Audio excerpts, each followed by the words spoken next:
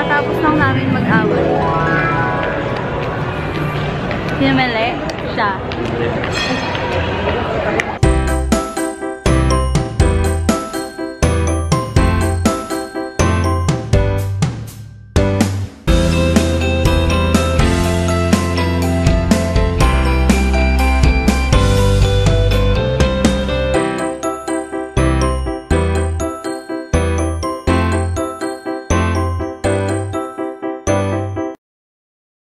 Tapos na ako mag-upload. Nag-upload na ako. Pero bibig lang.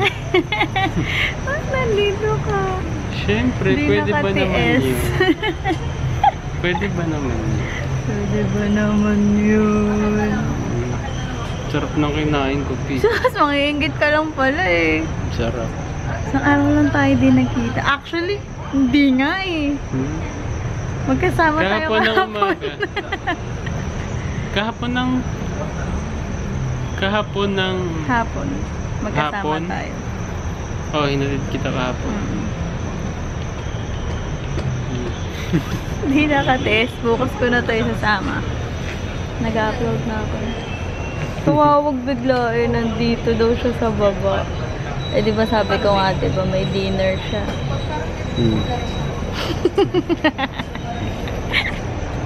So, pag in-edit ko na to, anong tawag doon? Mag-exam at saka interview na ako mamaya. Kinakabahan ako. Galingan mo. Hindi, parang hindi nga ako mag-i-interview eh. Kasi yung position, kinakabahan ako kung kaya ko ba o hindi. Ayaw niya betawan ng kamay ko. Ito kaya ko. Ganyan yan eh, pag miss ako. Good morning! Good morning! Good morning! Pupunta na ako ngayon sa interviewhan ko sa Ortigas and then, yun. Nagbubuk pa pala ako ng Uber. Bumili ako na to ng tubig tsaka ng biscuit para kainin ko. Para may breakfast ako. Naganan ako ng Uber. Yan na. 8:21 pa lang, 10 o'clock yung interview ko. Ayoko malate. Malayo kasi yun eh. Baka traffic.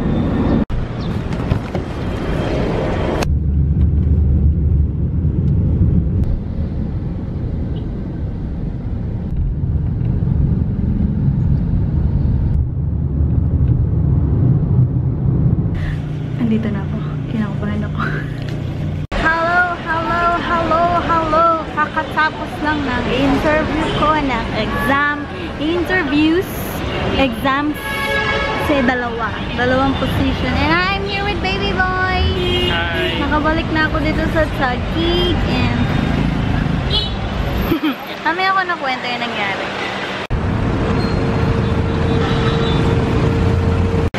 Dito kami sa Central Square. Nakaupo kami sa may fountain. So kanina, nakarating ako sa Ortigas ng 9:30. Tapos nag-exam na ako agad. Then nag-intay. Then nag-interview. Hindi siya Amerikano. Iba yung accent niya. Lalaki. Then sabi niya, gusto ko daw mag-apply dun sa isa pang position. Nag-oo naman ako. So nag-exam ulit ako. Then nag-antay. Sabi nila mag-lunch daw muna ako. And then nag-lunch ako. Then interview ulit. Then natapos siya kaninang 1 something. So from 9:30 to 1 nandun ako. Ang tagal ko, diba? Umaga ko gumising. Isang alarm lang. Kilos agad ako. Ayoko mamalit. Tapos ang laki na nagastos ko sa Uber. 200 something papunta, 100 something pabalik. Kasi may surge yung kanina 1.4, yung kanina 1.2. Yan. Okay naman yung pangalawa ko interview Tagalog. Pinoy na. Babae. Siya. Tinanong ako ng first time, kung inabangan yung tanong na, tell me something about yourself. Di ba, sobrang tagal ko pinagplanuhan yun. Simula nung ini-interview na ako ng lahat nandun. So, 5-6 years ako sa work ko. So, matagal ko na pinagplanuhan yun. Tapos, ang nasagot ko, alam nyo, I'm a very organized person. And on the weekend, I love watching YouTube videos. Sa dami nung nakumpose ko dati sa utak ko, may sulat-sulat pa ako. Yun yung nasabi ko. Tapos sabi ko, Gumaganon ako, sabi ng interview, ba't daw ako tumatawa?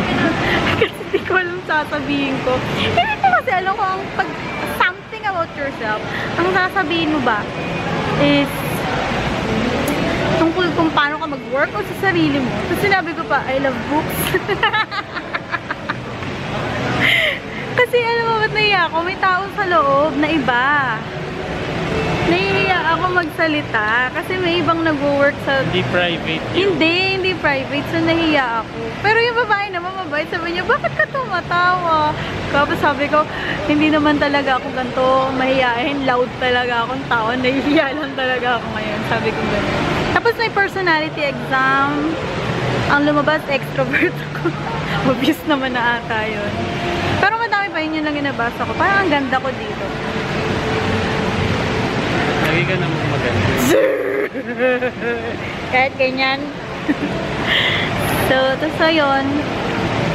Yung isa, ang tanong lang niya, puro about sa work.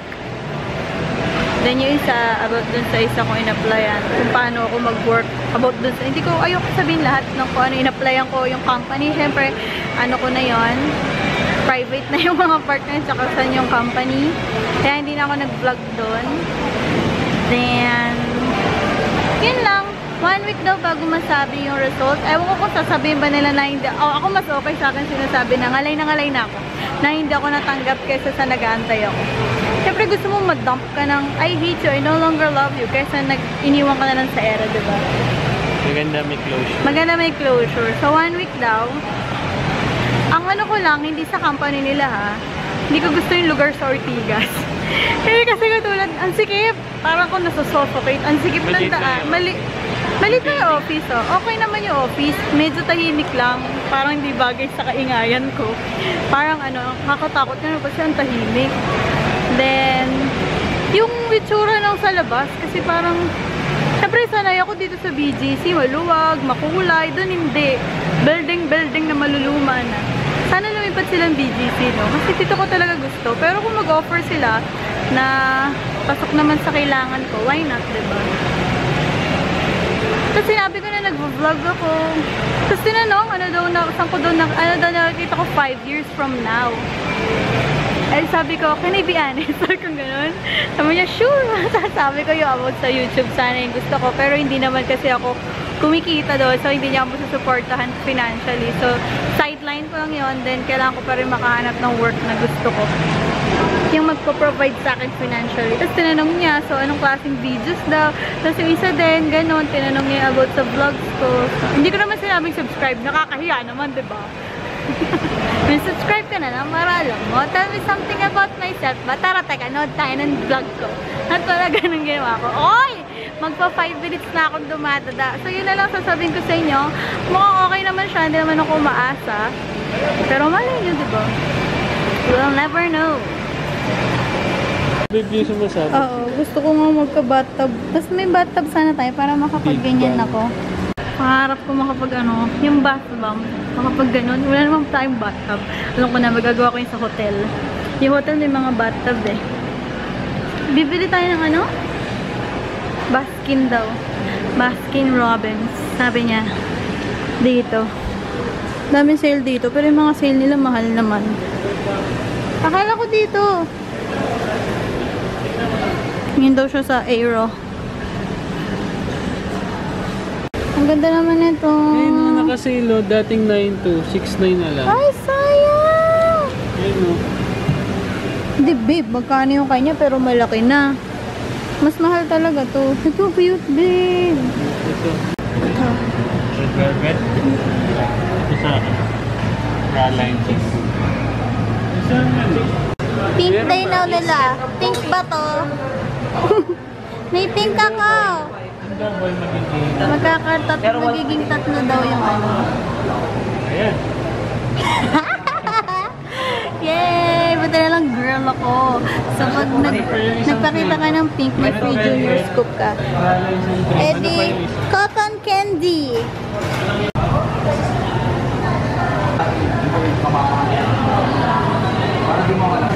Cotton candy. 24 Yan na. kami natin kinuha na nila. Tapos 3 buwan na nasa kanila, di mo na nila iipan. Sabi ngayon. Tading! So, tuwing Wednesday pala yung pink day nila. So, pag bumili ka ng double junior, magkakalibre ka ng junior scoop. So, bali magiging 3 kapag nagpakita ka ng pink. Eh, yung damit ko pala pink na agad eh. Diba? Baka gusto nyo din. Yun is a red velvet.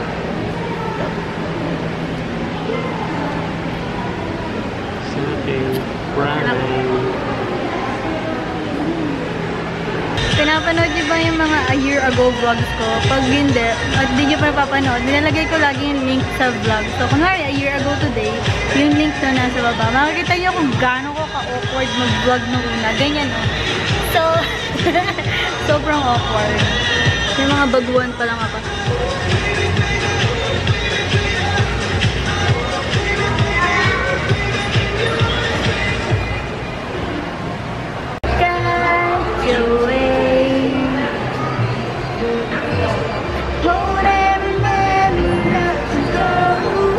So, nakatambay lang kami dito sa Baskin. Wala kaming alam na gagawin today.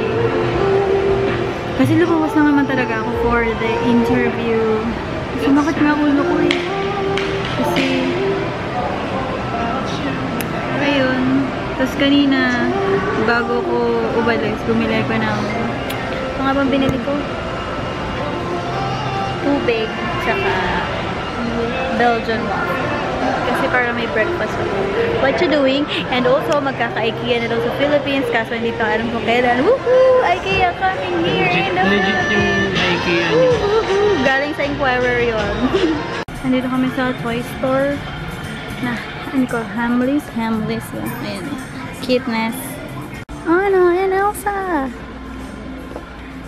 Ayaw. Ayaw.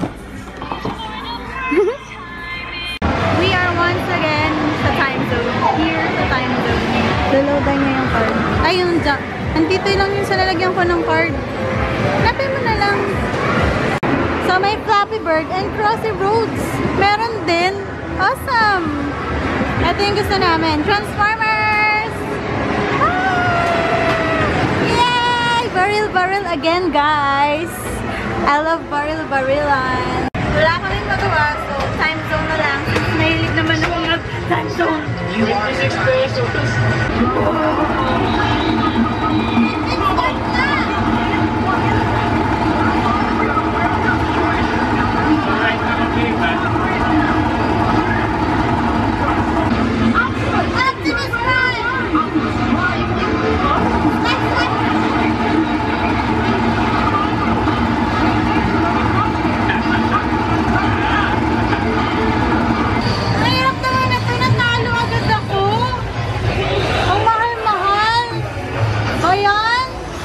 Ano ba yan? Gusto ko to, ayaw ni baby. Eka!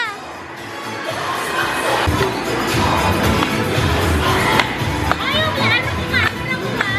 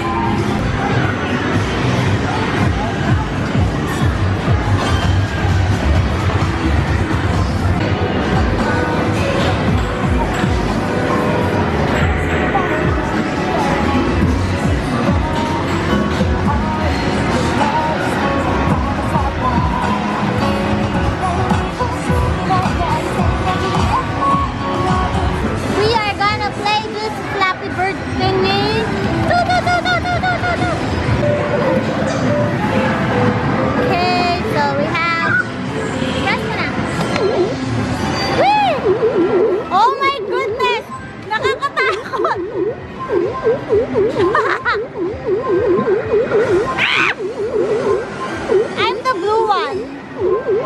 Oh my god. Ah, tapos na yun.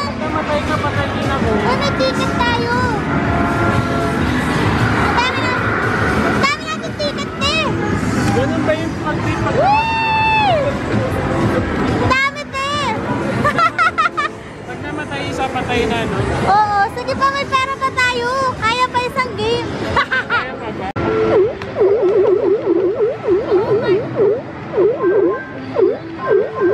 Game face ka na, babe. Marami tickets yan.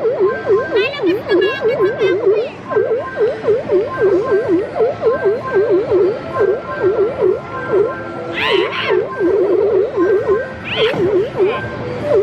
Patay na si Faith.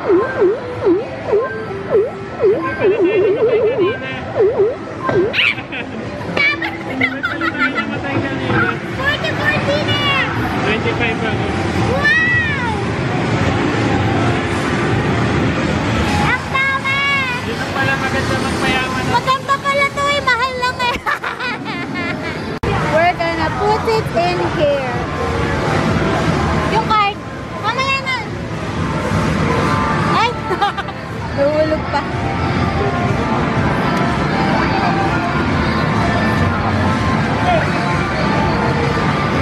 Wow, dami guys.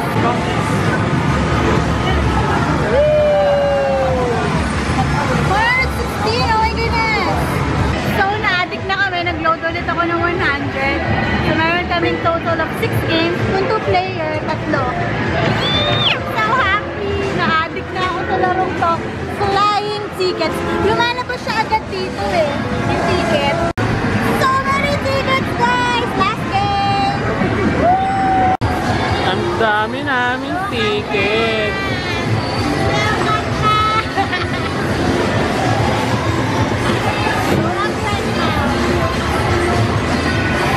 Oh my God, sobrang haba! Sabay!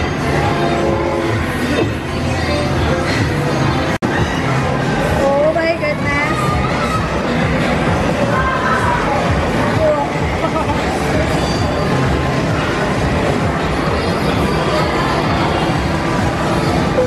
205! Kung gusto niyo ng maraming ticket at masayang laro, laruin niyo yung parang Flappy Bird na yun. Nakadami kaming ticket kanina ba? Tinry lang namin, tapos biglang may lumalabas sa ticket.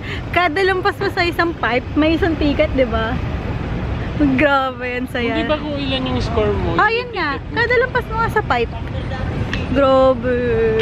So happy with that game. Babalik-balikan ko na yan. Ang saya. Flying tickets ang tawag sa kanya, pero Flappy Bird yung style. Tapos 2 players lang siya. So 16 kada isa, 32 pesos kada game. Pwede na din. Dito kami magdi-dinner sa favorite naming dalawa. None other than Pancake House. Ito na ata yung parang ano natin eh. Pancake House yung gusto namin pares. Di kami nagkakatalo. Ito na yung pagkain ko. Spaghetti na naman. Then sa kanya is yun ulit. Same. Same. Dinner time. Dinner time. Nasa-Uber na kami. Pauwi. Uwihan tayo. Uwihan time. Wala na akong mag-vlog. Ganito ako mag-vlog natin. Tapos sobrang kikinis nila, as in sobra. Ayan, yung dalawang yan, Korean yan. Kinakabahan ako po sa interview. Kasi parang ang hirap nung in-applyan ko eh.